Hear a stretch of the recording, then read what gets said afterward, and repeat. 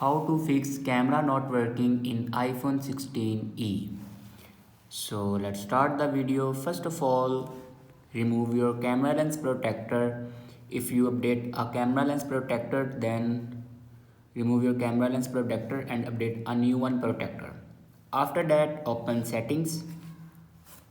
In settings, scroll down and click on general. Now click on software update.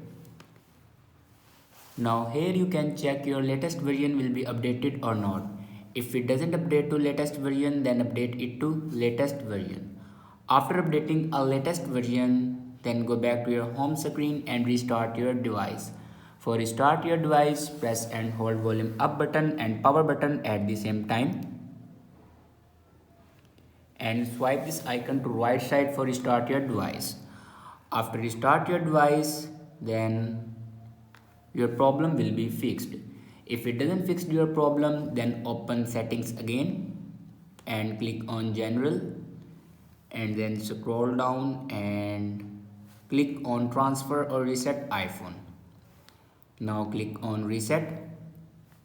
On top you can see the option reset all settings. Now click on it and here enter your passcode to reset all your settings.